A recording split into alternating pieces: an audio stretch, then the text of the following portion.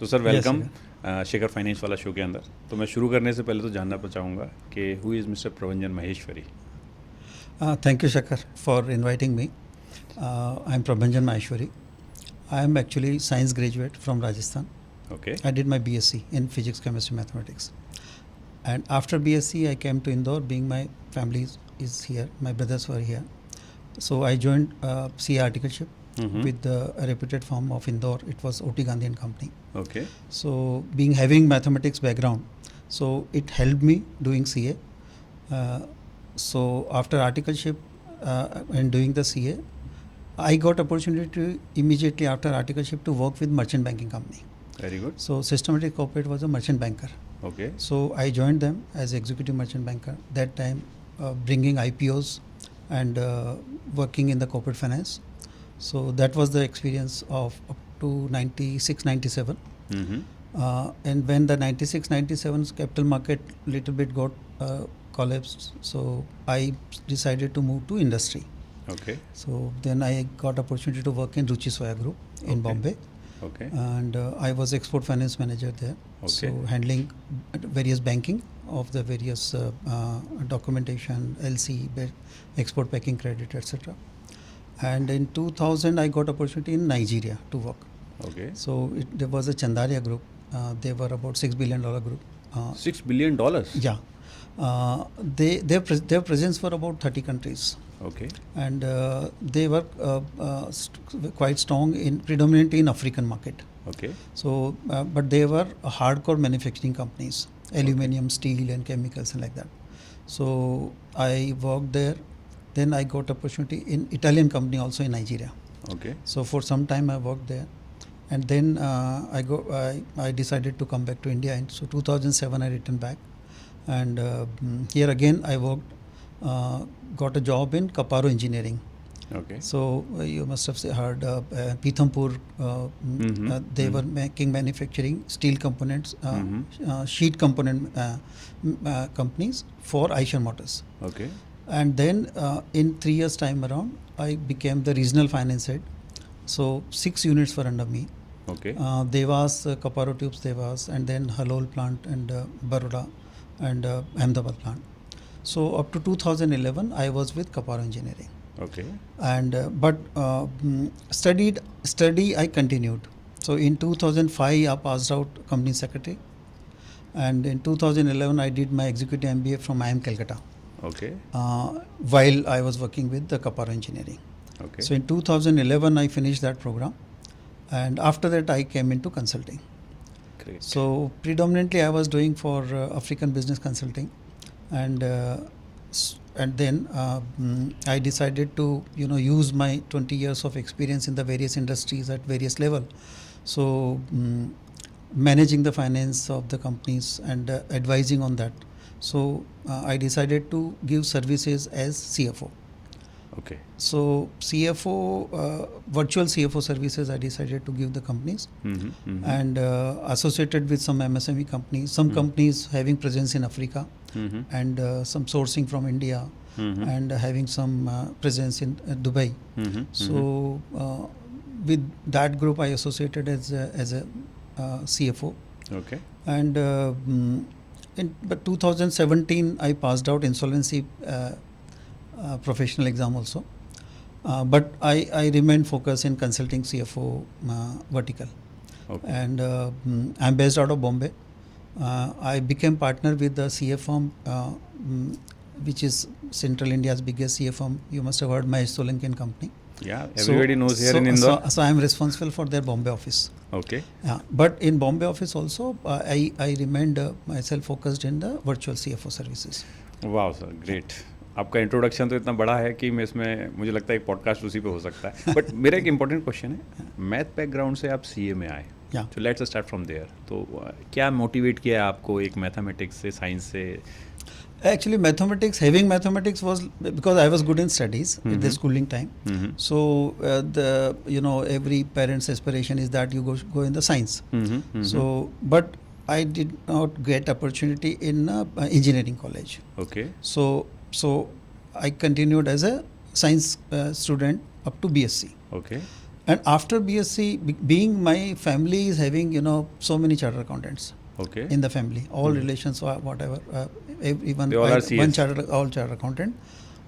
So that was like, everybody understands what it is, how to do, where to do, why not to do, what are the prospects, all that thing. Correct. So from Rajasthan I came to Indore. So I joined CA, and it was advantageous, I would say, because having physics and mathematics background, Correct. understanding of accounts, costing and finance was easier, or it was better for me. Okay. Yeah. तो that's a good point because यहाँ बहुत सारे जो लोग हैं, मतलब मेरे audience में खासकर स्पेशली जो साइंस बैकग्राउंड से, ये उनके लिए भी एक एस्पिरेशन हो सकती है कि आप उस बैकग्राउंड से यहाँ पर भी शिफ्ट Yes, कर of course. सकते हैं, and it will give you add on advantage. Yes, definitely. I mean, you need to understand the accounts or commerce, but that can be, you can adapt to. You physics and math के knowledge को भी आप use कर पाएंगे. knowledge means that application. That the application. reasoning. Correct, In commerce, the very first day the lecturer will say the cash account is in debit. So we say, why it is debit, why it is not in credit? So they say it is in debit only. It cash accounts always in debit. So, but we used to say, sir, why not credit? Unless we understand that logic, we'll not allow it. so that sort of reasoning, Correct. without understanding the concept, Mm-hmm, we will not take it forward. So understanding costing, finance, accounting, from that angle, that helped eventually. Good. So let's move on sir. अभी आपने एक word use किया था that is called CFO. Yeah. So first of all what is a CFO? Yeah, CFO is typically, see, every businesses are having accounts, finance, banking, taxation, compliances. So there are accounts department, there are finance people, there are banking people. So this has been done traditionally always. Correct. So some of the accounts, finance, banking, the entrepreneur himself also understand. Or it is the services of the accounts or the finance people are being used. Correct. So and especially chartered accountants are equipped for that, or taught for that to ensure the accounting are done correctly with the accounting standards, with the compliances of the taxation, and all understanding has to be done. But when the business gets evolved, when the competition get evolved, when there has the requirement of very much fine tuning, detailing is required. So then you have to excel, and you have to create a new things also.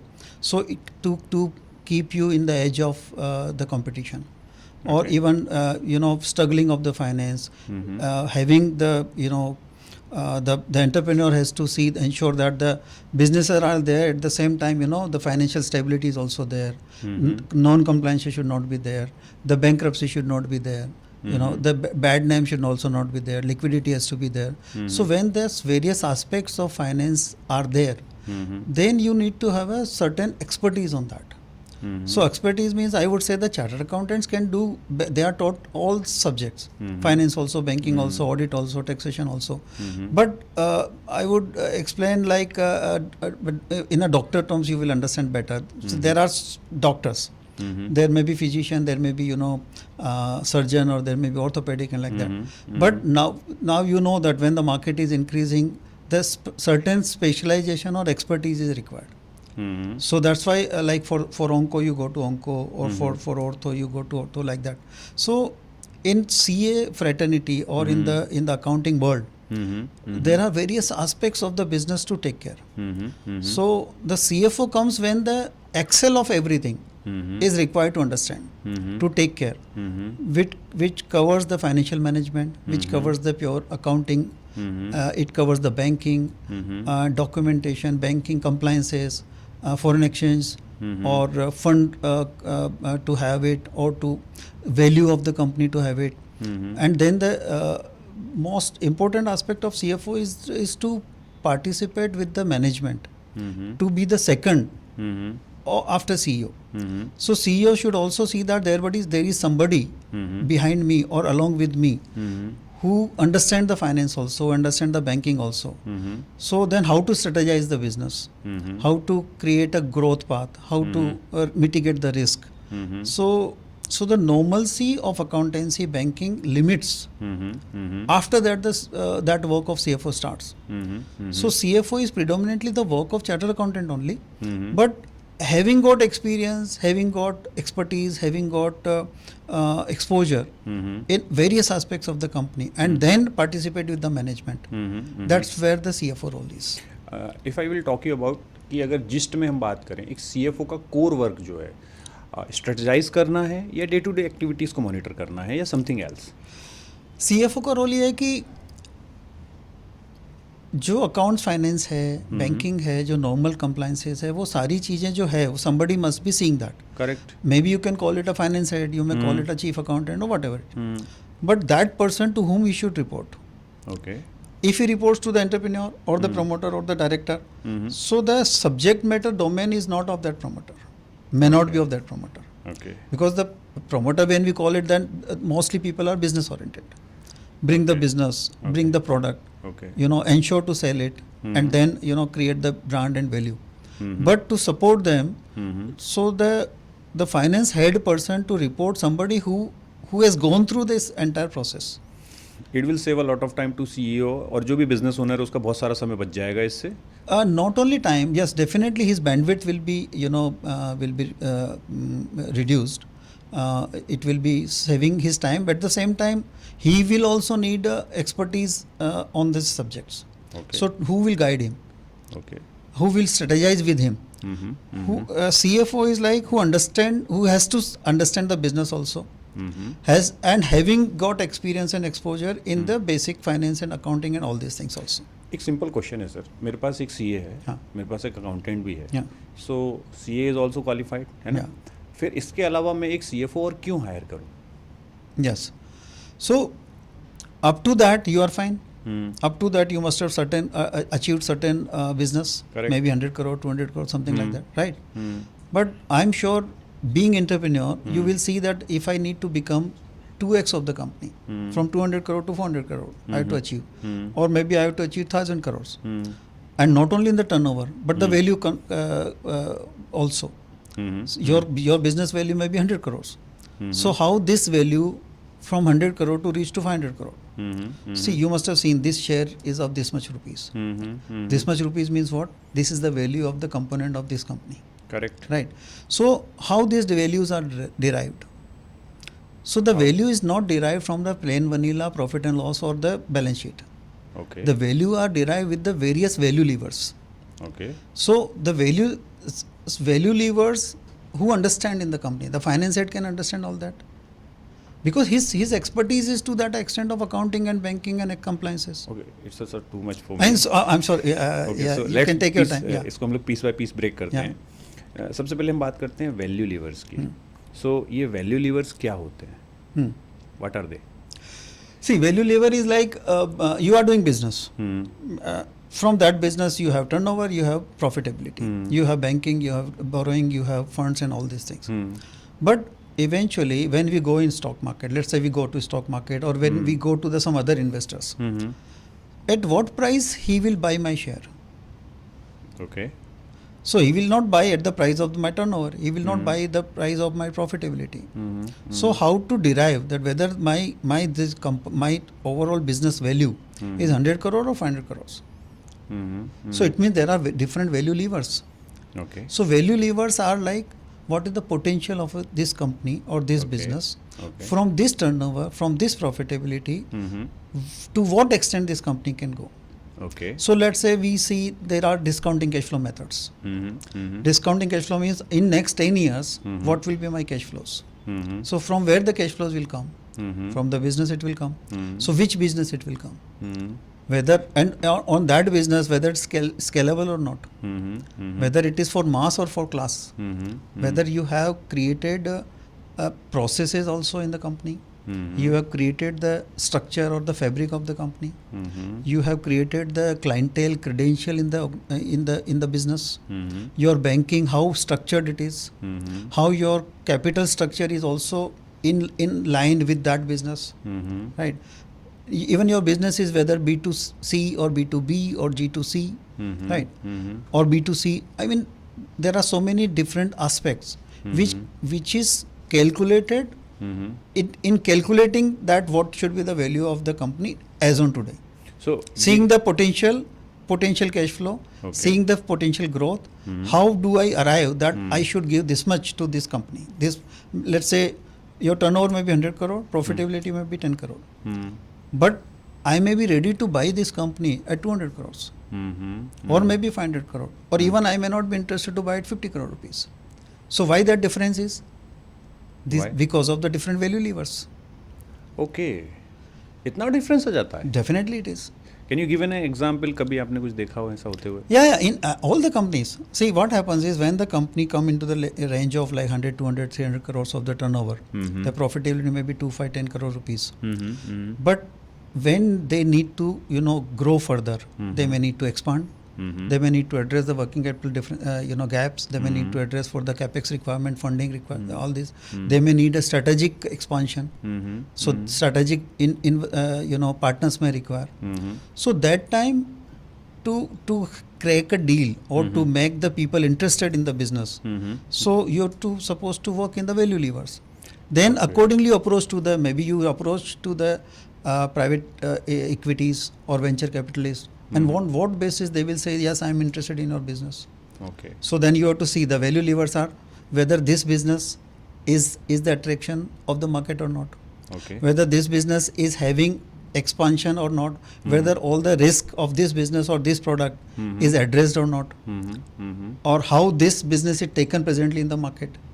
सो एक question sir यहाँ पर बहुत simple है, ये value levers को enhance करने में या बेटर करने में एक सीएफओ किस तरह हेल्प करता है? See, that is what is, I would call it a primary role of a CFO. So how you do? Because like I say, my CEO of any of my client or any of my company, definitely they are business oriented, because they created the product, they created the market. So their strength is what? Their strength is to bring business or create a new product, right? But having business, expanding business, or having product and everything, profitability, everything is there. But unless you get a desired value of the company, all the hard work is for what? Not for just earning the profit. And even profit is what you are going to take home or not. So nobody is interested to take the profit in home. They want that today, if my empire or my business is having 10 crore of rupees value, how I can create it 100 rupees. Or if I created 1,000 rupees, then how much share I need to dilute, or how much the projections I need to see, or the different verticals I need to create, so that I may from my 10 crore, my shares value, not the company's value, but let's say I may be the 25% stakeholder of the company eventually. But if the company value is 1,000 crore rupees, so from 10 crore rupees of my total value, I reach to 250 crore rupees. So to reach to that one, you have to work on the value levers.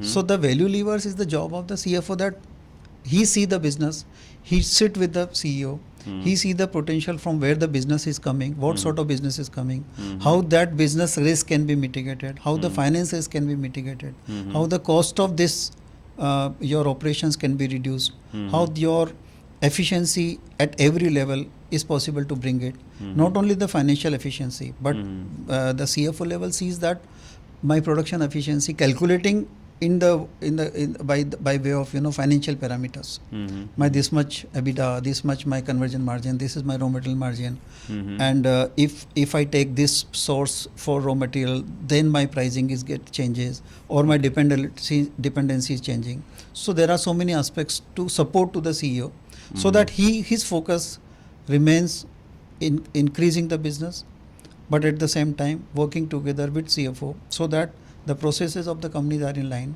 compliances are properly done, accountancy and everything, banking, taxation are completely complied and doing with the best efficiently manner, along with the growth is also taken care. Okay, so एक term है sir, integrator, and CFO, are they same or different? Integrator, I am not able to relate here. Okay, so business world में basically एक term होता है sir, जो कि CEO और जो बाकी उनकी टीम है, सीईओ, सीएफओ, सीएक्सओ, इन सब के बीच में एक व्यक्ति होता है जिसको इंटीग्रेटर बोला जाता है. Okay, so integrator sometimes, what are you telling, जो आपने भी बताया कि ये लीवर्स होते हैं, इन सबको पुल करते हैं जनरली, और मतलब इन सबको एनहेंस करना, रिफाइन करना, बेटर करना, अलग अलग टीम्स के साथ काम करना, उन टीम के लोगों के साथ काम करना, और अपने सीईओ को फ्री रखना ताकि वो आगे मूव कर सके कंपनी को. तो एक इंटीग्रेटर का कोर जॉब ये होता है, he may be from finance background, may be somebody else, किसी और बैकग्राउंड से भी हो सकता है। Okay. बट आज आपसे बात करके जो मुझे रियलाइज़ हो रहा है कि CFO can be a integrator और integrator can be a CFO. I would not say it is vice versa. Okay. I would say that, see, CFO requires to have a expertise knowledge in finance, because that's why he is chief financial officer, Okay. right? So his domain knowledge Okay. and his experience has to be there on that Okay. field, Okay. and then adding other expertise of the business, understanding of the business, understanding of the HR processes, understanding of the production processes, or efficiency to improve at a production level, how the production is to run efficiently with the proper PPC and then proper engineering, proper costing. So that is what the add-on experience of CFO. So finance is a core domain knowledge, and then expertise of exposure of the other divisions of the business. So then you can call it his integrator, Okay. right? Okay. But integrator can be CFO. Not possible. I mean, vice versa. I don't know what is the point. CFO can become integrator, but it is not. CFO has to be integrator. CFO has to be integrator. Yeah, this is one of his trait, one of his quality. Okay so एक important चीज़ यहाँ पर और निकल के मेरे दिमाग में आई है कि ऑलरेडी मेरे पास फाइनेंस टीम है, मेरे पास लोग हैं, तो मैं एक full time I hope so CFO इस तरह की अगर स्किल सेट का कोई व्यक्ति है, ही इज़ वेरी कॉस्टली. सो एक जनरली CFO की जो कॉस्टिंग होती है, प्राइसिंग होती है, वो किस रेंज में हो सकती है tentative? See, Shakas, before that, I would want to explain that what is the difference between what we talked, that what is the role of CFO and what the difference between the CFO and the finance side. So the gravity of finance, if any entrepreneurs understand, then he will understand that in the competitive environment, to create a value in the organization, I have to use the certain expertise of that level. So that certain expertise of that level may be of your existing finance head may have. Because if he has worked 20 years with you and he has got exposure and all these things, maybe he can be deputed as CFO. CFO is a position where somebody has to be there. Correct. So who is supposed to be there? Maybe from your existing team, Correct. who has got experience and exposure and capability to handle the matters of that level. But यहाँ question sir ये है कि वो मेरे साथ 20 साल से है, हाँ. He has the capacity, but future growth के लिए जो मुझे नॉलेज, स्किल और Yeah, strategy that's what the चाहिए. difference is, that because you know his strength and expertise. Correct. He may be chartered accountant, Correct. he may be whatever qualification, but you know that where you stuck with him, where the limitations comes. Limitations means whether he may be very good in accounts on taxation or compliance, but he may not be good in strategy. He may not be good in the integrator, what we spoke. He may not be good in the business, Policy implementation, process implementation. Yeah. So all sort of experience or expertise is required of that person. Then I would say you can call it as a CFO. Okay. Right. Okay. So CFO, you made it out of your existing team, or if not, then you have to hire it. Okay. So hire means, I would say the CFO, the role who can understand, who has got exposure also, experience also, with the relevant qualification. So Okay. relevant qualification, I would say that CA is one of the qualification, but there are some addition has to be there on that one. Like. Addition, I would say, like I did company secretary also. So why I did company secretary? Because CA teach you all sort of things, secretary Correct, also. correct. But still the company secretary teach you something special to the companies. Correct. It may be legal, it may be industrial laws, maybe the other aspects of the legal and the secretarial matters. Correct. Right? Correct. So there the gravity of that one is different in the CS course. Correct. In CA, the secretary is small part. Correct. But at the same time, the company secretary cannot have that much expertise of CA in finance, because in CA program, the finance is the core, audit Correct. is the core, Correct. accounts are the core. Correct. So the expertise level, even Correct. when we used to give example of CA, CS now, Mm-hmm. in every subject, Mm-hmm. the gravity of the subject is mentioned by the institute also. Okay. That what we are expecting. Accounts finance, we are expecting the expertise knowledge. So the examination will be of that level. Okay. And in certain subject like management, or maybe some there used to be SAP, computer or like that. So it was like general knowledge was Okay, expected. So okay. the gravity is also mentioned there. Okay. So the company secretary is having different gravity. Then still I did executive MBA from IIM Calcutta, Correct. because their focus and expertise is different. So there I studied the strategy in detail. Okay. I study international market also. I studied the marketing also. Mm-hmm. So that expertise has to be added from here. Mm-hmm. Then I passed out insolvency exam also. So in insolvency, Companies Act, finance and all these things you have to understand. At the same time, you know the SURFACE Act or DRT or all these things also you have to study and understand. Mm-hmm. So as a CFO of any company, having qualified in a certain fashion, certain subjects, at the same time having got experience. Like my career, I started from merchant banking, then export finance, then internationally in Africa, then in hardcore company like automobile company, Kapar Engineering. So various experience at a various level. When you achieve, add with your qualification, add with your that much management experience and understanding, then I would say you are blend of CFO. Now you are blend of what level of CFO? Because a small company requires a reasonable level of understanding of CFO. Correct. And a listed company, or I would say 500 crore plus companies require a different strength and expertise of the CFO. So at a CFO position, when you ask that what is the pricing and the market and like that, so I would say if a chief accountant of any company of 100 200 companies, maybe 2 lakhs rupees per month to 3 lakhs rupees per month are generally a senior accountant or chief accountant. If a size of company goes from 100 to 200, I would say 200 crores of that level, or the complications are more, or the SOPs are strengtheningly to be done. So then you may need to have a 3 lakhs rupees per month or 4 lakhs rupees per month. But to have a CFO position, who, as I mentioned, having equipped with the qualification like that, so I think the pricing starts from like 5 lakh rupees per month, then it is generally up to 10 lakh rupees per month. It's a full-time job? It's a full-time job. अब suppose कीजिए, But if it is a, let's say it's a bigger than 1,000 crore rupees, correct, then depends that what level of scope of work, yeah, then it scope depends of of work. Scope means scope is remain to CFO. Okay. Scope remain to be same, but how many issues he has to handle? Your banking exposure is 500 crore rupees. Correct. So you are dealing with 20 banks. Correct. You are handling the funds also. You are handling the institutions also. Correct. So that much expertise, that much level of exposure you should have. That much qualification you should supposed to have.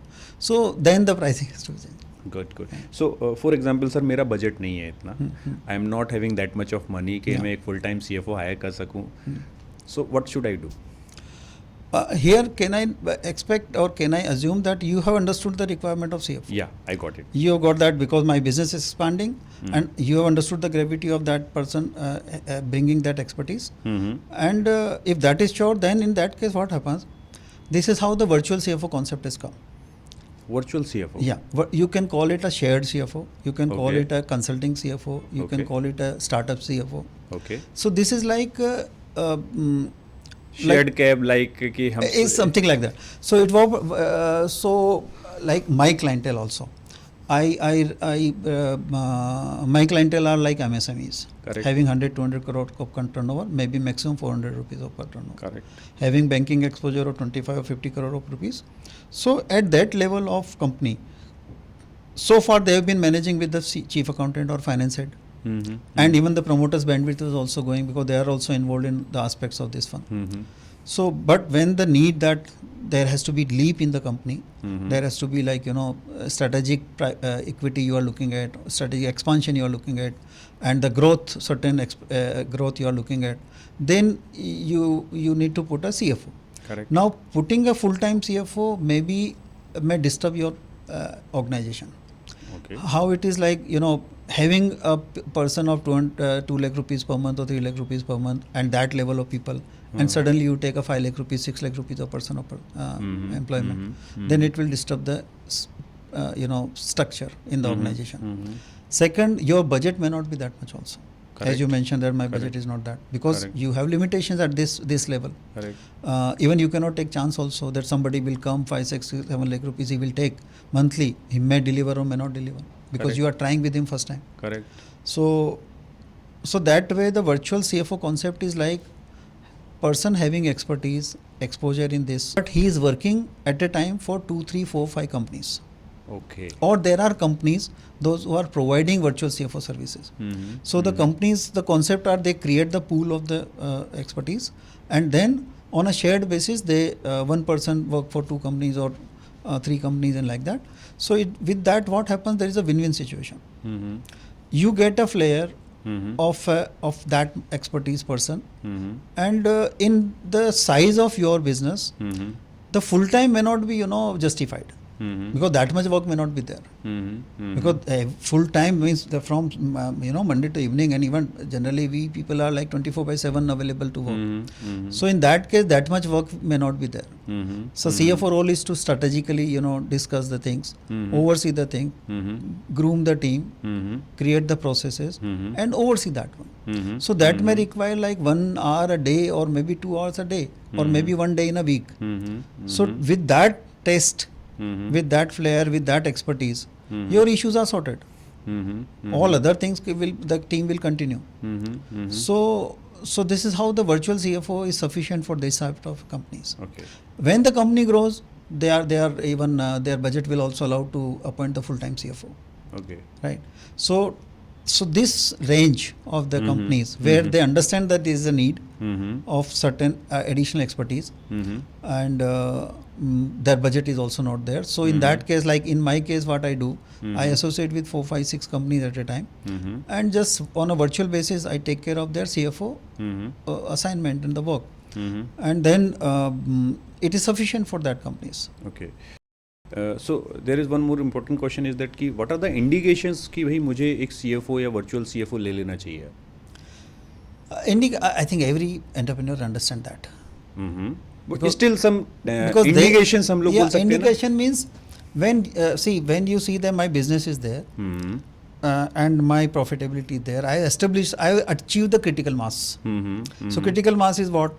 Your product is established, your certain sale is there, certain profitability is there, certain banking is there. Now, will you feel yourself happy or satisfied? Every entrepreneur will say from 100 to 200, how to reach. See, the growth is the only stable things. I mean, without growth, even you will not be able to sustain that 100 also, unless you aspire for 200 crores. So every entrepreneur understand that the leap has to come in the business. It may be your business, it may be the strategic acquisition, it may be having a strategic investors or expansion. So that time the existing team may not be capable to handle these things. Like you have planned to go for IPOs. So if you go to IPO, then everybody knows that IPO is a complex process. It's the capital structure, business structure, everything is to be so aligned and so structured that you get a proper value.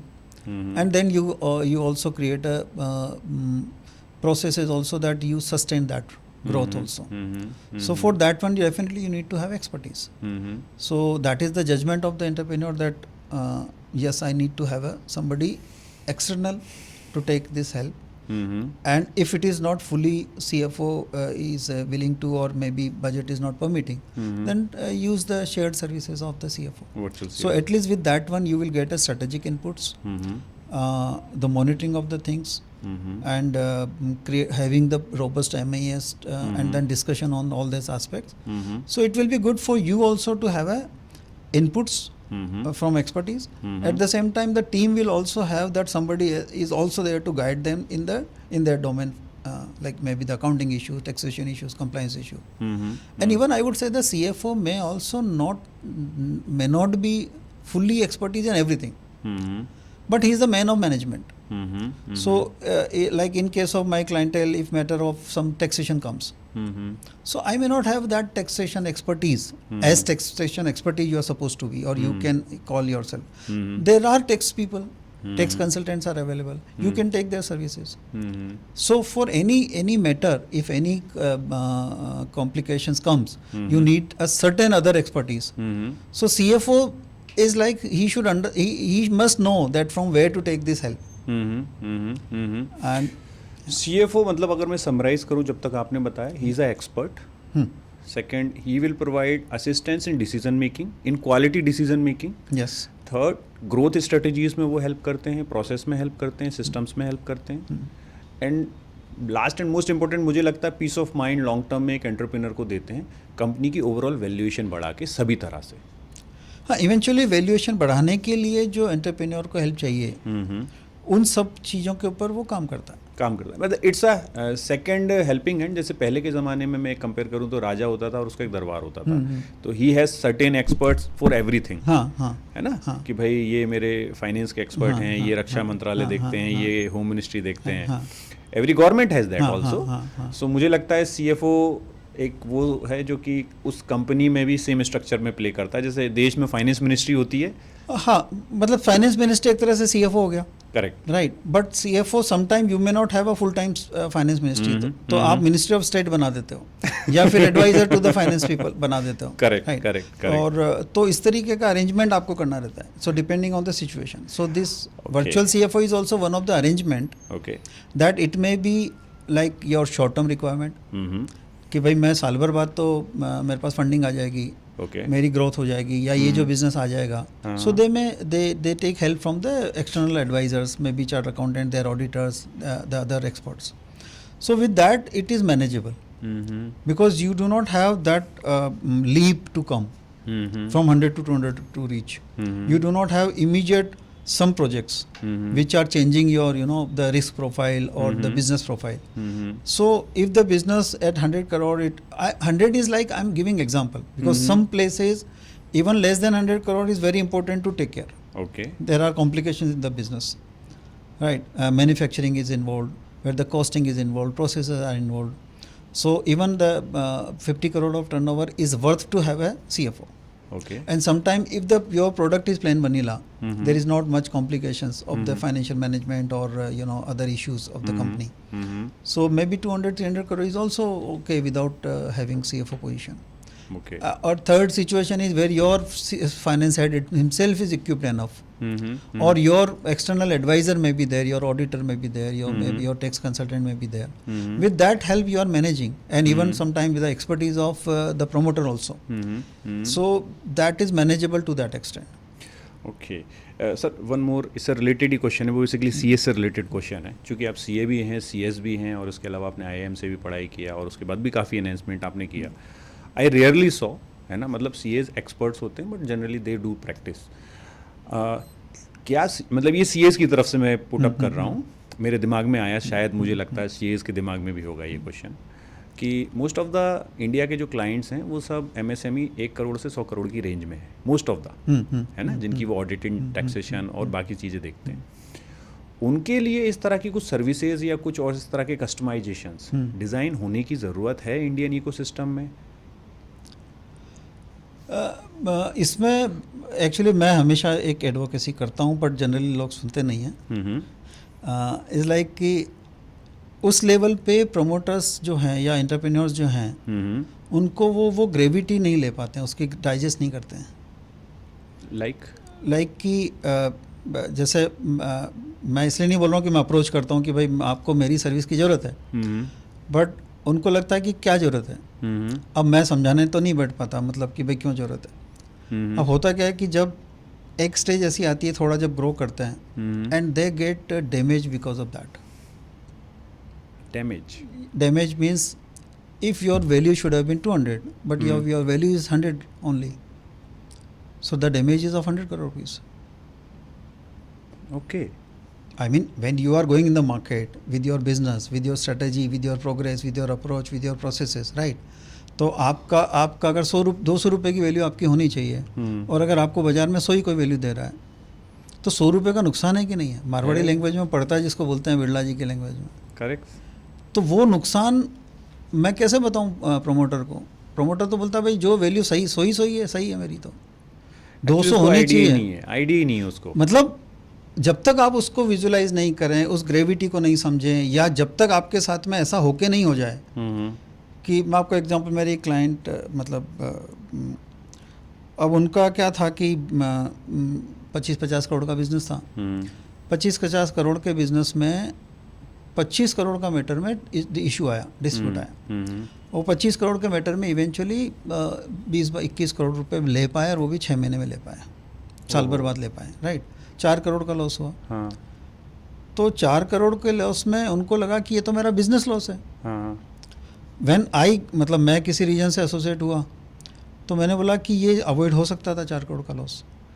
तो बोला कैसे avoid होता था, आप होते तो क्या कर लेते। तो मैंने उनको बोला कि अगर मैं होता तो मैं ये करता और आपको ये नहीं करने देता तो आपके 4 बच जाते। तो बोले ये तो बोला हम मतलब वो तो हमको और कोई बता दे, मतलब बताएगा किसी ने, नहीं बताया। अच्छा किसी ने बताया तो भी आपने रोका क्या, आपको रोका क्या। तो CFO वो जो प्रमोटर का हाथ भी पकड़ता है कि सर ये नहीं करोगे आप आगे नहीं जाओगे। ओके तो कब उनको बोलना है, कब उनको रोकना है, ओके कब वो आप पर वो ही has to understand that gravity कि भाई ये सब्जेक्ट का डोमेन का अगर कोई एक्सपर्ट है अपने हिसाब से बोला मुझे हिसाब से जाना कि नहीं जाना।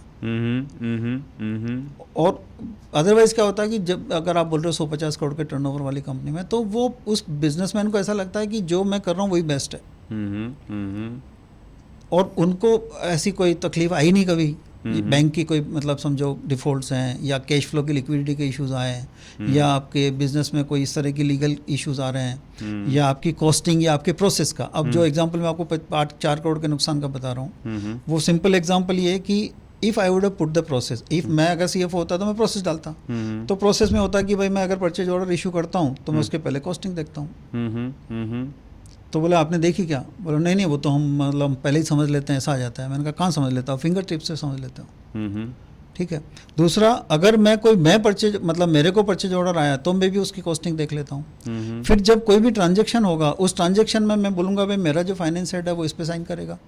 फाइनेंस हेड 4 क्वेश्चन उससे पूछेगा तो आपका वो ट्रांजेक्शन वहाँ रुक रहा है। तो जब आप ट्रैक चेंज हो रहा है किसी भी बिजनेस का, क्योंकि 25-30 करोड़ के टर्नओवर में कब ट्रैक चेंज हो गया पता नहीं पड़ता है और इवेंचुअली आपको 4 करोड़ का लॉस हो गया। तो मैंने बोला कि हम वर्चुअल CFO की सर्विसेज की फीस कितनी है, लाखों में होगी है ना। पर 25-50 करोड़ का टर्नओवर करने वाली कंपनी को 4 करोड़ का लॉस हो जाता है राइट।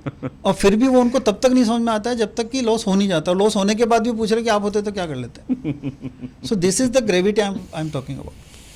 करेक्ट। मतलब ये कुछ चीज़ें ऐसी हैं कि जो आपको सिंपल सी बात बोलूँ तो थोड़ा सा एजुकेशन का भी पार्ट है। एक बिजनेस हमारे इंडिया में एक्चुअली फॉर्मल एजुकेशन कोई MSME की होती नहीं है, मतलब उनको कोई ऐसा देखो I salute the MSMEs because they are the backbone of the business. और पर वी उनका फोकस और उनकी बैंडविड्थ कहाँ जानी चाहिए, बिजनेस में जानी चाहिए है ना। पर वो 4 घंटे इसमें ख़राब कर रहे हैं कि यार मेरा वो ट्रायल बैलेंस में ट्रांजेक्शन हुआ था और इसमें वो अकाउंटेंट ने तो ऐसा बताया था और बैंक वाला ऐसा बोल रहा है। बट एक क्वेश्चन सब मेरे दिमाग में बहुत समय से घूम रहा है, you are the right person and I hope कि आप उसका मुझे अच्छा जवाब दें, क्योंकि बहुत सारे लोगों के दिमाग में हमारे इंडिया में एक इकोसिस्टम बन गया है कि ये एंट्रियाँ मैनेज करना या ब्लैक एंड वाइट का धंधा करना या ये सोच के चलना कि हमको टैक्स नहीं भरना है या ये सोच के चलना कि मेरा बिजनेस या मेरा मार्केट तो इतना ही है, इससे ज़्यादा है ही नहीं। और एक और बड़ा मिसकंसेप्शन है कि मैं किसी कंसल्टेंट को या किसी बाहरी पर्सन को, अपने CA को या अपने अकाउंटेंट को क्यों पे करूं जबकि इसी में मेरा काम चल रहा है। तो इन सब कंसेप्शंस के, इन सब माइंडसेट के, इन सब चीज़ों के पीछे का कोर रीज़न क्या हो सकता है आपके हिसाब से? एक्चुअली ट्रेडिशनली ऐसी प्रैक्टिस हुआ करती थी जब बिजनेस एनवायरनमेंट भी ऐसा था। उसमें ये होता था कि आप अजीब तरह के टैक्सेस थे, कॉम्प्लिकेशंस थे, कंप्लायंस भी दिक्कत होती थी और मार्केट का जो इकोसिस्टम था वो भी उस तरीके से था कि अगर फैक्ट्री वाले ने आपको 50% पे बिल बना के दिया है तो आप 100 रुपये का बिल कैसे दे दोगे। तो इसका मतलब आपको भी बिल काटना है। और फैक्ट्री वाले ने एक्साइज की चोरी करने के लिए किया कि सेल्स टैक्स के लिए किया कि इनकम टैक्स के लिए किया, वो पता नहीं। सभी में इम्पेक्ट हो रहा है। पर डाउन द लाइन वहाँ से होलसेलर से रिटेलर से दुकानदार, सब तरीके ऐसे ही काम कर रहे हैं। तो वो इकोसिस्टम ही ऐसा है। तो अब उसमें ये ट्रांजेक्शन हुआ, उसको पैसे पहुँचाने हैं, फिर आपके पास कैश कलेक्शन आ रहा है, फिर आप उसकी एंट्री घुमा रहे हो। तो ये पहले हुआ करता था और पहले नीड ऑफ द एनवायरनमेंट भी ऐसे ही था। I would give benefit of that doubt. पर मुझे लग रहा है कि अभी जो एनवायरनमेंट बदला है वो मोर टैक्स कंप्लायंस एंड आपके बिजनेस की ग्रोथ जो है वो बिजनेस बढ़ाने से या स्ट्रेटेजिकली बिजनेस अच्छा होने से ही आपकी होगी, बजाय आप यहाँ चुरा लूँ पैसा और यहाँ पे चुरा लूँ। क्योंकि इवेंचुअली वो पैसा आपका कंस्ट्रक्टिव कैपिटल नहीं है वो, और जब तक वो कंस्ट्रक्टिव कैपिटल नहीं है तो वैल्यू लीवर्स पे काम नहीं होता। अब मैं आपको एग्जांपल बताता हूँ कि किसी कंपनी ने, मैंने कोई माल कैश में बेच दिया, तो 100 रुपये का माल बेचा, तो मेरे को क्या फ़ायदा मिला उसमें? जो भी मेरा प्रॉफिट मार्जिन है। प्रॉफिट मार्जिन मतलब तो कंपनी में भी आता। हाँ, तो 100 रुपये का माल मैंने कैश में बेचा, तो करेक्ट। पहले तो 100 में बेचने में जो मैं आज बाज़ार में मतलब मैं 110 की बिलिंग कर सकता हूँ या मेरा बिल होना चाहिए था, कैश में डिस्काउंट पे बेच रहा हूँ। करेक्ट। फिर वो जो कैश आया, आप सोच रहे हो मैंने उसमें टैक्स बचा लिया, पर टैक्स तो आपने 30% बचाया 100 रुपये का टैक्स में। कंपनी में से माल कितने का निकला? 100 का निकला, उसमें प्रॉफिट होना चाहिए था 30 रुपये 40 रुपये होता। अगर मैं वैल्यू लीवर की बात करता हूँ तो वैल्यू लीवर होता है पी रेशो में, मल्टीपल ऑफ प्राइस ऑल्सो। तो अगर मेरा प्रॉफिट 100 रुपये है और मेरा अगर 20 का मल्टीपल है इस बिजनेस का, तो मेरी वैल्यू कितनी हो गई? 20 मल्टीपल ऑफ मतलब 20 करोड़ इंटू 20, तो 400 करोड़ रुपए हो गई।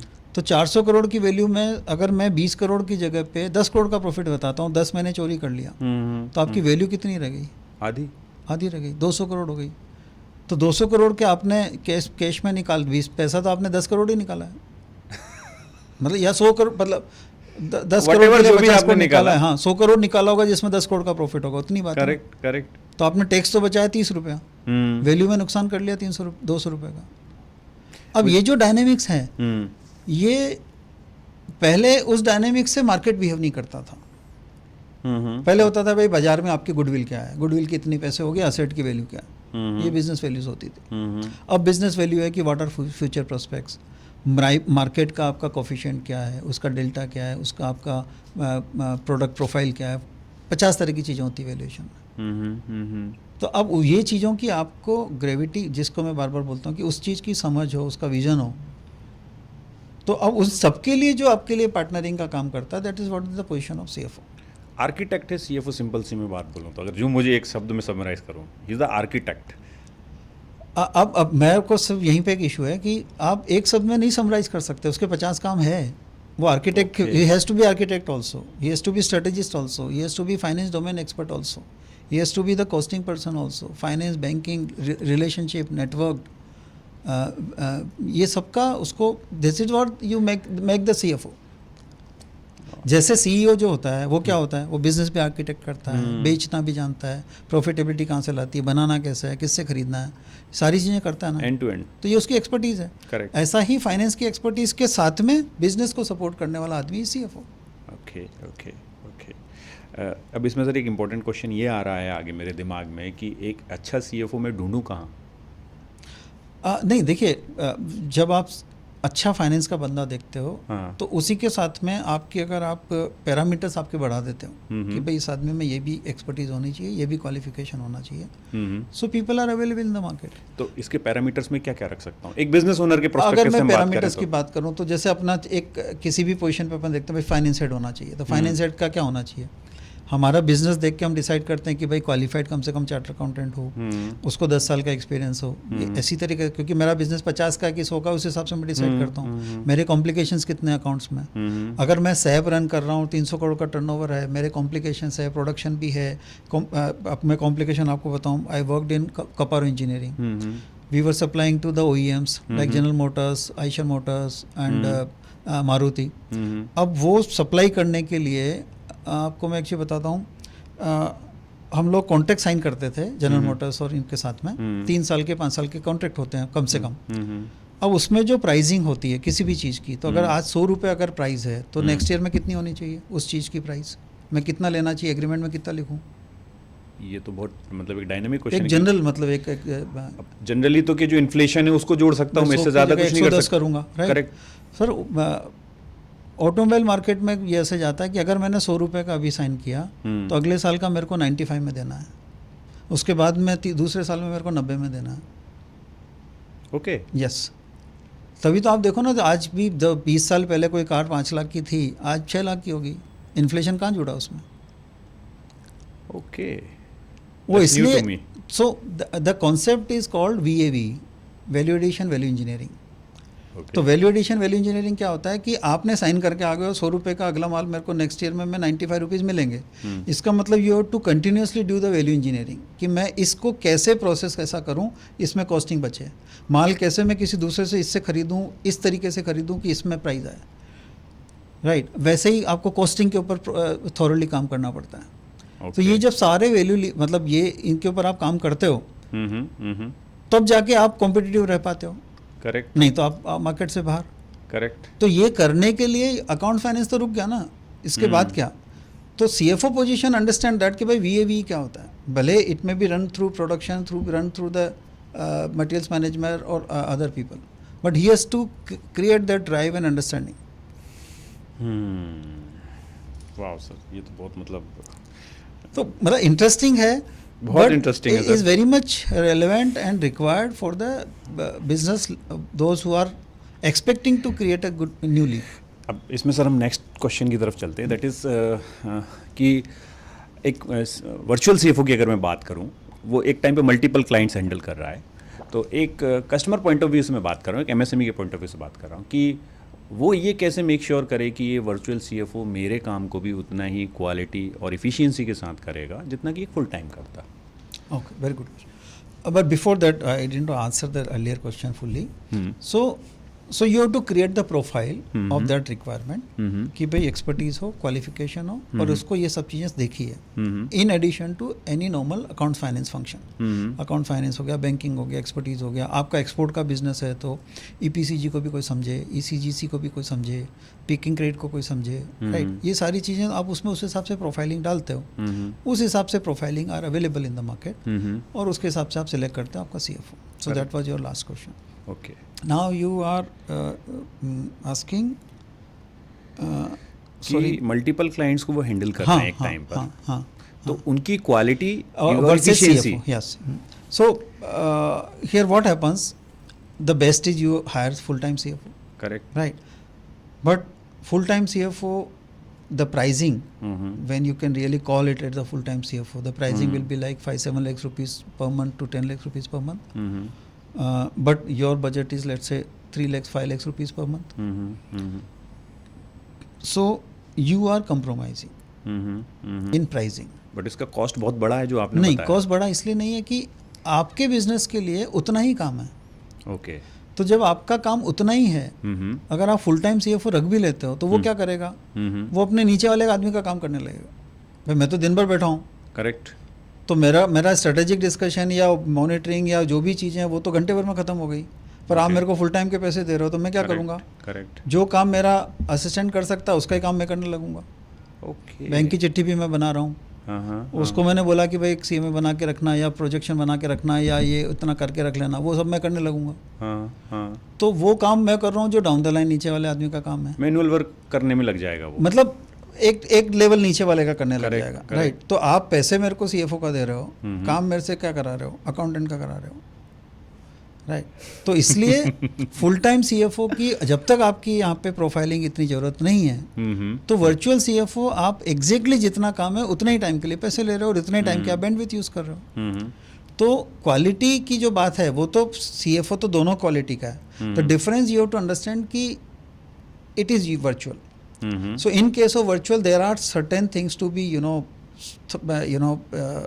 take care. Maybe, like I create the schedules of my discussions. I create the, my visits also. कि भाई मैं इस दिन हूँ, इस दिन नहीं हूँ। तो then you cannot expect कि भाई आज मैं नहीं हूँ तो भी मेरे को बोले आप आज किधर हो। I cannot be every day. और या फिर मेरे को आप दिन बोले यार ये फटाफट शाम को करके देना, I may not be available. So that way you have to understand कि भाई अगर मैं वर्चुअल सीएफओ वाला फॉर्मेट में यूज़ कर रहा हूँ तो विन विन प्राइसिंग वाइज भी है और वैल्यू वाइज भी है और डिलीवरेबल्स वाइज भी है। तो सीएफओ की क्वालिटी का कोई कंप्रोमाइज़ नहीं है, बट सीएफओ की क्वालिटी की जो बैंडविड्थ है, जो उसकी प्राइसिंग जिस चीज़ के लिए, उतना अगर हमारे पास काम नहीं है तो हमने लिमिटेड बैंडविड्थ यूज़ करी और हमने हमारा काम चला लिया। ओके, तो क्वालिटी का नुकसान नहीं है, but formatting has to be understand like that. आपको फॉर्मेटिंग सही करनी चाहिए रेदर देन कि आप एक्सपेक्टेशन सेट कर लेते हो गलत कि भाई हमने इनको हायर कर लिया तो अब any time they are available, that is wrong. हाँ, मतलब वो एक्सपेक्टेशन ही मैच, मतलब उसी की तो प्राइसिंग का डिफरेंस है, उसी की प्राइसिंग का डिफरेंस है। और वैसे मतलब एक बहुत बड़ी बात मेरे को जो लगती है कि सिनर्जी भी आपकी बननी चाहिए। ओके, सिनर्जी मतलब ये कि जो प्रोमोटर्स हैं, जैसे मैंने बोला कि उनको एक तो ग्रेविटी उस चीज़ की वो समझे कि फाइनेंस की या इन इश्यूज़ की क्या ग्रेविटीज़ है। दूसरा, वो इस चीज़ को अप्रिशिएट करे कि भाई ये वर्चुअल फॉर्मेट है या वर्चुअल वाला मतलब शेयर्ड बैंडविड्थ वाला फॉर्मेट है, तो how to engage like that so that both are worked in a desired fashion. तो आपका भी काम होए और वर्चुअल सीएफओ का भी काम होए कि भाई मैं एक साथ 3-4 कंपनी का काम कर सकूं। करेक्ट। और वो सिनर्जी बनाते हुए उस वैल्यू का आपको अप्रिसिएशन हो कि भाई उस वैल्यू को समझे प्रमोटर्स भी कि मैं क्या वैल्यू ले रहा हूँ। करेक्ट। पर अगर किसी ने बोला कि आप वर्चुअल सीएफओ रख लो या सीएफओ रख लो, और वो बोले कि यार ये मतलब ये तो अकाउंट्स वाला ही काम था और फलाना ही बैंकिंग वाला ही काम था, तो वो एक्सपेक्टेशन सेट नहीं होगी। करेक्ट। एक क्वेश्चन और सर मेरे को आ रहा है, ये तो कस्टमर एंड का था। वर्चुअल सीएफओ के तौर पे एक वर्चुअल सीएफओ क्या क्या चैलेंजेस फेस करता है एमएसएमई साइड से? सबसे पहले तो जो मुझे जब जनरली डिफरेंस लगता है कि एंटरप्रेन्योर लेवल पे भी वो मैच्योरिटी धीरे धीरे आ रही है, क्योंकि ये कॉन्सेप्ट जो वर्चुअल सीएफओ है ये भी धीरे धीरे इवॉल्व हो रहा है। तो now people are started appreciating that concept कि this is win win for the company also, for the entrepreneur also and for the CA fraternity और द प्रोफेशनल्स ऑल्सो। पर जब तक एक्सपेक्टेशन सेट नहीं होती है तो वो चैलेंज आता ही है। ओके।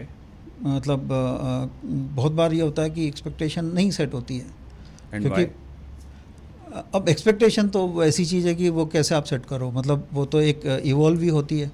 वो एक ये होता है कि भाई मैंने तो ये समझा था, आपने ये समझा।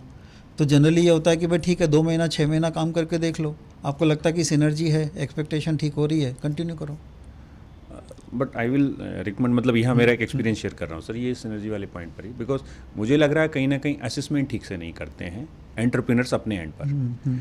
They think they have a problem, वो पर्टिकुलर एक शॉर्ट टर्म प्रॉब्लम होती है जो सॉल्व हो गई, उसको सॉल्व करने वो एक सीएफओ हायर कर लिए या किसी को भी हायर कर लिए, problem is gone but the person is there. तो फिर उनको वो बर्डन लगने लगता है पर्सन कि अब मैं इससे क्या करवाऊँ। करेक्ट? नहीं, पर सीएफओ वाला रोल ऐसा नहीं है। I am thinking like that. हाँ, वो तो क्या होता है कि एक एडवाइजरी या आपने एक कंसल्टेंट जैसा या किसी को असाइनमेंट दिया। करेक्ट। पर सीएफओ तो क्या होता है कि आपकी ग्रोथ स्टोरी में जुड़ता है। तो आपको लगता है कि भाई मेरा ये ऐसा प्लान है बिजनेस बढ़ाने का, मेरे ये चैलेंजेस है, या फिर सीएफओ आके देखता है कि भाई हमारे बिजनेस में ये चैलेंजेस है। Can CFO a co-founder? Yes, of course, but in that case what happens if he becomes the co-founder? In that case he becomes entrepreneur. Okay. Then what happens? His focus is again remain to the business. Then again he need to hire somebody else as a CFO.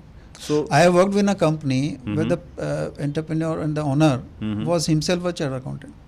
Okay. So I told him, sir, आप तो मेरे जितना senior chartered accountant हो, मेरे को मेरी services क्या चाहिए? Then he said कि बोले यार मैं बिजनेस करूँगा कि ये सब करूँगा? मैंने कहा नहीं सर, आप बिजनेस करो, बाकी चीज़ें मेरे ऊपर छोड़ो।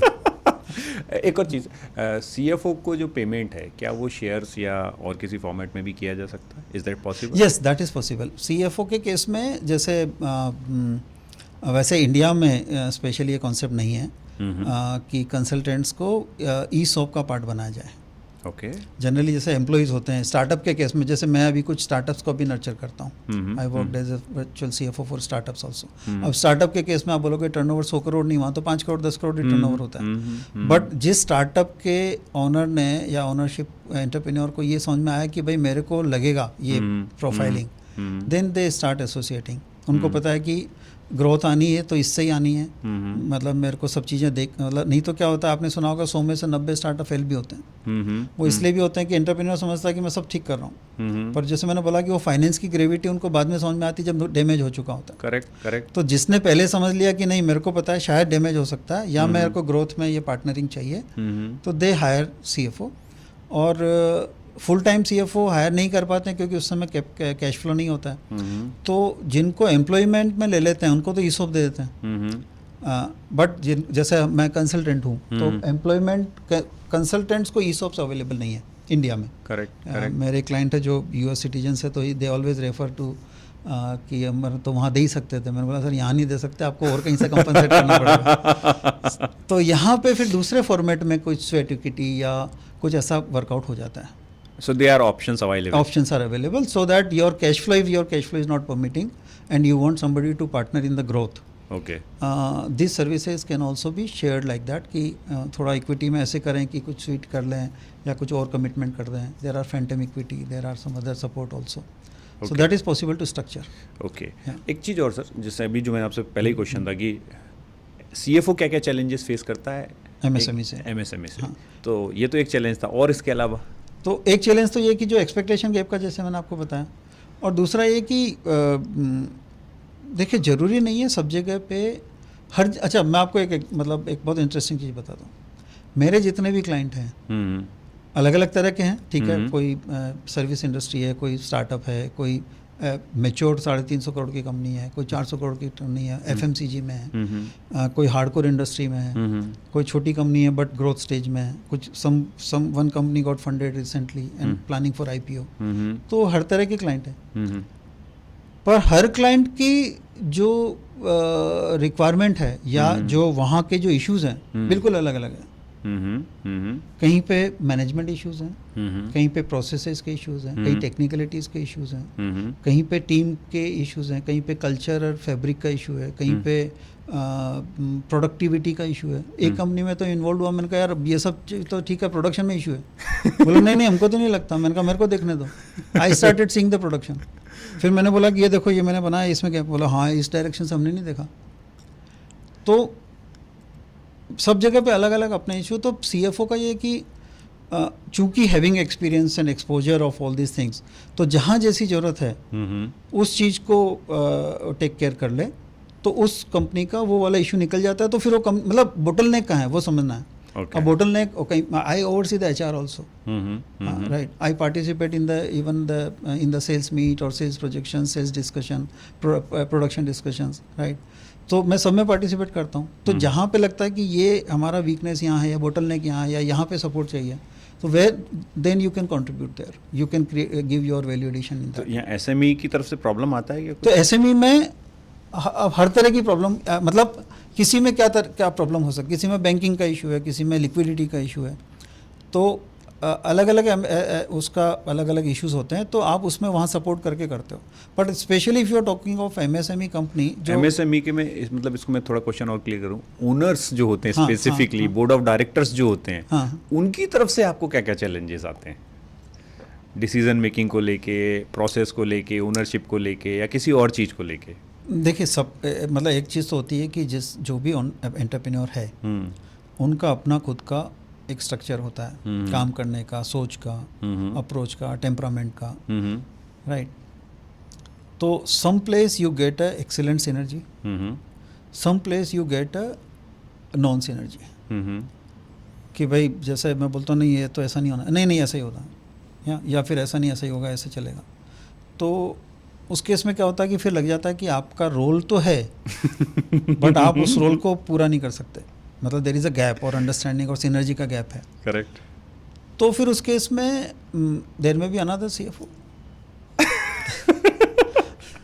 भाई काम तो करना ही है किसी न किसी को, तो जो उसको अलाइन कर ले इज बेस्ट फॉर। एक और इम्पॉर्टेंट एस्पेक्ट पे आते हैं सर हम लोग, that is family business. India में बहुत सारे फैमिली बिजनेसेस हैं, स्मॉल टू बिग। वहाँ पर CFOs का क्या रोल है, and why family businesses need CFO और they need CFO at all? नहीं, CFO का रोल तो देखिए चाहे फैमिली बिजनेस हो या नहीं हो, वो बिजनेस की साइज एंड ग्रोथ और इश्यूज पर डिपेंड करता है। तो वो तो वहाँ हो गया, उसमें तो कोई दो राय नहीं है, मतलब उसमें कोई अलग बात नहीं है कि यहाँ जरूरत नहीं होगी, 2 और 2 4 वही है। पर फैमिली बिजनेस में ये होता है कि फैमिली इटसेल्फ में देयर इज़ इकोसिस्टम, कि भाई बेटा है, 2 बेटे हैं या 2 ब्रदर हैं, फादर सन भी है, तो ऐसे करके मैनेज होता है। फैमिली में से कोई आए हैं साथ में कर रहे हैं, तो वैसे सेट होता है। तो उसमें क्या होता है कि या तो किसी फैमिली के ही किसी बंदे की फाइनेंस पे भी एक्सपर्टीज़ होती है, या इन मैनेजमेंट पे भी इश्यूज़ होती है, तो वो मैनेज कर लेते हैं। तो जैसे मैंने बोला 150-200 करोड़ के टर्नओवर वाली कंपनी का जो विद इन फैमिली है, तो वो विद इन फैमिली से मैनेज हो जाता है, क्योंकि आपको एक मिक्स मिल जाता है। पर अगर फैमिली बिजनेस नहीं है तो एंटरप्रेन्योर कंपनी है, they are only business oriented और बिजनेस एक्सपर्टीज ही है, तो उनको फिर लगेगा ही सही। पर फैमिली बिजनेस के केस में चूंकि 2 लोग 4 लोग हैं तो वो सपोर्ट मिल जाता है, तो उनको शायद ज़्यादा बाद में ज़रूरत पड़ती है। रही बात फैमिली स्ट्रक्चर कल्चर वाली जो बात है, तो उस केस में जिन फैमिली बिजनेसेस ने प्रोफेशनल अप्रोच ली है या नई जनरेशन जिन्होंने, उनको पता है कि वैल्यू लीवर्स क्या होते हैं, स्ट्रेटेजिक स्ट्रक्चर क्या होता है, या इन चीज़ों पे काम करने के लिए what expertise you need to have और रिस्पेक्ट टू द एक्सपर्टीज, वो चीज़ जहाँ आई है उन लोगों में सिनर्जी बनती है and they hire also and they take growth also. मतलब इंदौर जैसी कंपनी में 1000 करोड़ की वैल्यूएशन की कंपनी होगी, फैमिली बिजनेसेस। क्या बात कर रहे हैं? Yes of course. बट उस जनरेशन ने वो डायरेक्शन लिया काम करने का। पर ट्रेडिशनली अगर फैमिली बिजनेस ने नेक्स्ट जनरेशन ने भी, या वो फैमिली बिजनेस ट्रेडिशनल वैसे ही काम कर रही है, तो फिर वो ग्रोथ में या वैल्यू लीवर्स में कहीं तो अटकते हैं। तो उस केस में उस ग्रेविटी वो उनको कब समझ में आती है। तो एक CFO, how CFO can help, है ना, क्योंकि फैमिली के अंदर बहुत सारे डायनामिक्स होते हैं। तो एक CFO जैसा आपने बोला स्ट्रेटेजिकली तो बहुत सारी हेल्प कर सकता है, वैल्यू लीवर्स में बहुत सारी हेल्प कर सकता है, being a expert and a third party उस पूरे डायनामिक या इकोसिस्टम को बेटर करने में कैसे हेल्प कर सकता है?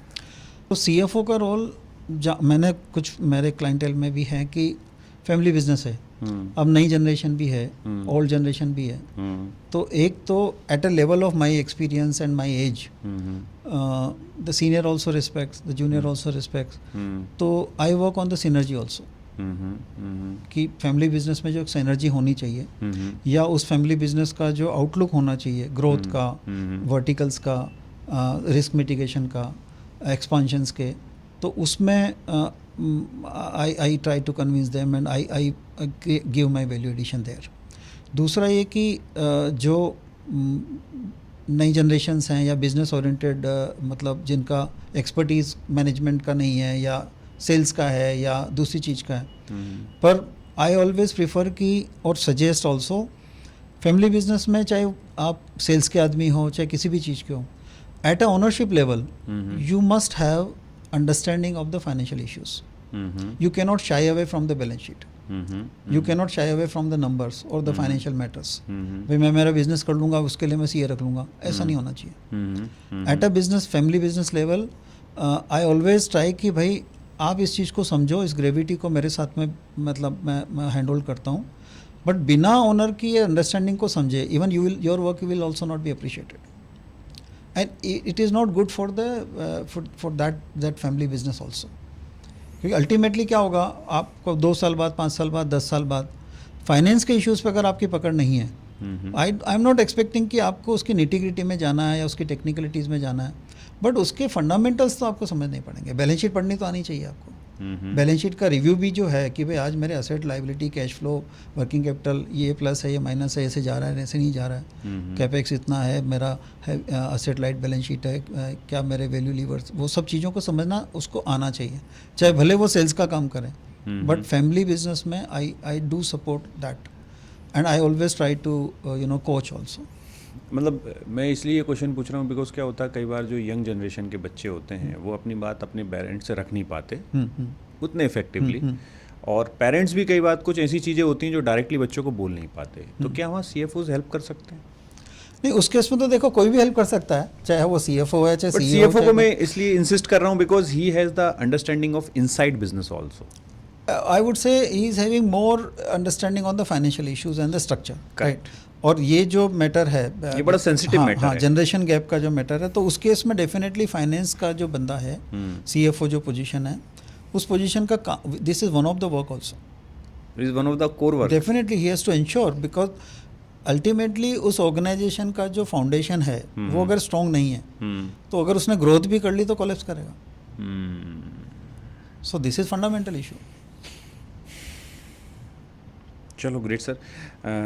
कोई मुझे आप एक ऐसी स्टोरी बता सकते हैं जहाँ पर कि एक वर्चुअल CFO के कारण या CFO के कारण ट्रांसफॉर्म हुआ हो किसी कंपनी के अंदर? हाँ मतलब वैसे तो सभी जगह पे ही है, सभी क्लाइंटल में ऐसा ही आपके होता है। किसी क्लाइंटल का या किसी? हाँ मतलब मैं मेरे क्लाइंट की बता रहा हूँ कि सब जगह पे ये वैल्यू एडिशन एक तो नीड की वजह से भी होती है, और दूसरा है कि वो ग्रेविटी को समझ के अगर वो किया है तो जिस कंपनी की वैल्यूएशन या वैल्यूएशन का एस्पेक्ट नहीं था। मैं एक क्लाइंट का बताता हूँ कि वो he was very happy with actually he was not happy कि वो यार बिजनेस में मज़ा नहीं आ रहा है, ये ऐसा नहीं चल रहा है, तो ठीक है इतना ही हो सकता है, उतना ही हो सकता है। बट जब कॉन्सेप्चुअली हमने डिस्कस करना चालू किया, इन्वॉल्व होना चालू किया, पार्टिसिपेट आना चालू हुआ, तो ही गॉट कि बोले यार ये पोटेंशियल हो सकता है, ये वैल्यू हो सकती है, ये these are the value layer, इसमें तो मेरा ये तो मैं ले आऊँगा, ये तो मैं इससे कर सकता हूँ। तो मतलब मैं ये नहीं बोलूँगा कि I transform the business, I transform the idea itself. और वो बिजनेस जो है now it is in that direction of having a मतलब हम कभी भी जल्दी से IPO ला सकते हैं। बिफोर एंड आफ्टर की बात करें, नंबर्स क्या रहे, दोनों में भी क्या डिफरेंस होगा तकरीबन? मतलब 25-50 करोड़ से लेके 200 करोड़ पे भी पहुंच गए उतना। Right now they are in 200 CR in that range. वाह, विद इन टाइम फ्रेम क्या लगा इसमें उनको? 2 साल तो लगते हैं, 2 साल में 2-2.5 साल। 25 करोड़ से 200 करोड़? हाँ हाँ। That's a क्योंकि देखिए capable उसके thing. लिए क्या होता है कि आपको कुछ ना कोई स्ट्रेटेजिक वेंचर करना पड़ेगा। आपको आपका जो पूल है उसको कंसोलिडेट करना पड़ेगा, उसको आपको मतलब आपके पैसे कहाँ पड़े हैं, किस में कितनी रिस्क है, कहाँ पे आपको कॉन्फिडेंस आ रहा है, और उसमें फिर आपको वो पैसा लगाना क्या, वो कन्विक्शन है क्या। तो वो कन्विक्शन के लिए जब आप काम करते हो और वो फिर चीज़ें डिलीवर होती है, पोटेंशियल तो आपके पास ही था, मैंने तो कुछ नहीं किया, प्रोडक्ट आपका, पैसे आपके। नहीं सर, मैं यहाँ थोड़ा आपसे एक मतलब मैं ये ना कर रहा हूँ, बट इसमें बड़ा ना मैं क्या है, भगवान कृष्ण सारथी थे अर्जुन के, तो अर्जुन तो युद्ध लड़ रहे थे, बट अगर सारथी नहीं होते तो उस युद्ध का अंजाम क्या होता है ये सारी दुनिया बेहतर समझती है। तो ये CFO is just like that Arjun, sorry that Krishna, something like that कि भाई क्योंकि एक्सपर्टीज किसकी है, अर्जुन की है। तीर कौन चला रहा है, अर्जुन चला रहा है, राइट। मतलब और तीर खाना भी उसी को है, करेक्ट, राइट। और युद्ध भी उसी का ही है, कृष्ण का तो युद्ध नहीं था, करेक्ट। पर to ensure that he gets conviction सबसे पहले, तो गीता के ज्ञान इसीलिए दिया ना कि उसको कन्विक्शन आए कि हाँ मेरे को क्यों करना, फिर पूरी पावर से जब जब जरूरत पड़ी कि नहीं अभी ऐसा नहीं, ऐसा कर ले अभी, करेक्ट, मतलब इस पे जहाँ उसके हाथ कब रहे थे या मन नहीं था, हाँ तो वो भी था। और जब जब जो मौके पड़े कि हाँ ऐसा कर दे, या जैसे मौका पड़ा कि नहीं अभी तो निकल जाए यहाँ से, राइट। तो वो जो हैंड होल्डिंग है वो CFO की है, वो CFO। तो मैंने जो बोला कि भाई पैसा भी आपका है, प्रोडक्ट भी आपका है, पर आप में आपका कन्विक्शन नहीं है, वो मैं लेके आया, करेक्ट। आप में स्ट्रेटेजी नहीं थी, वो मैं लेके आया, करेक्ट। आप में उसका प्रोसेसेस नहीं था, वो प्रोसेस में लेके आया, करेक्ट। और उस चीज़ को मैंने आपके साथ में हैंड होल्डिंग करी, करेक्ट। तो चाहे वो प्रोडक्शन के इशू आए, HR के इशू आए, फाइनेंस के इश्यूज आए, लेबर के इश्यूज आए, टैक्सेशन के इश्यूज आए, उन सबको हैंडल करते हुए, करेक्ट। तो हैंडल में ये कि इसमें अपन क्या करें, इसमें ऐसा कर लें, यहाँ से आदमी ले आए वैसा कर लें, इसको चेंज कर लें, लोकेशन बदल लें, ये प्रोडक्ट को बदलें। तो I am working like an enterprising only, but for someone. वाह सर, ग्रेट सर। अभी कुछ मेरे हिसाब से तो क्वेश्चंस हो गए हैं, अब आपके हिसाब से अगर कोई छूट गया हो तो we can cover up now. नहीं, I think it is the concept is very much well covered. Well covered, तो ओके।